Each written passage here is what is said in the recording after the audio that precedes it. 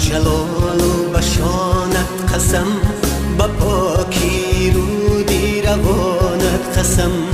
با کوه و با دشت و با دامانی تو، با مرغی بلند آشیانت قسم، که جان و تنم را فدایت کنم، همه هستیم را به پایت کنم،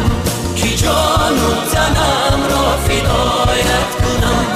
همه هستیم را به پایت کنم. قسم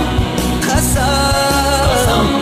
به نامت قسم ای وطن، وطن وطن به نامت قسم ای وطن.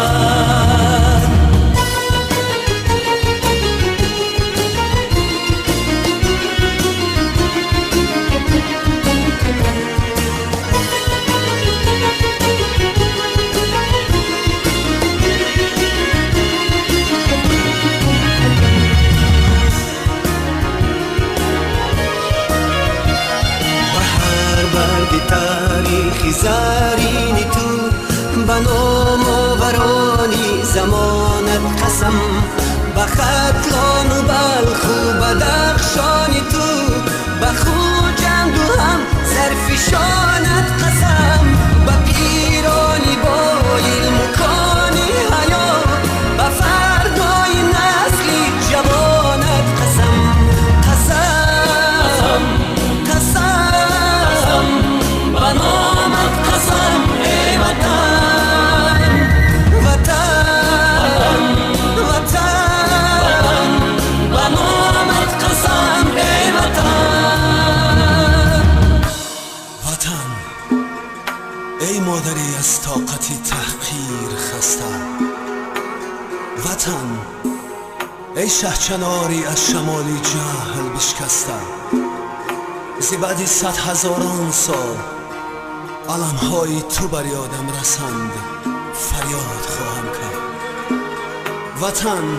با نامی تو، با ننگی تو، با عشق مجروحی نبردی تو، به جای عاشقانی غره مرگ و شیر مردی تو، بینای شهرت و شانی تو را بنیاد خواهم کرد، تو را آباد خواهم کرد. گنجی گوهر باری پاکیزت، به جانت به جانت به جانت قسم، به هر برگی سرخی گلی لالت، به آرمانی خوش خفتگانت قسم، که جان و تنم را فدایت کنم، همه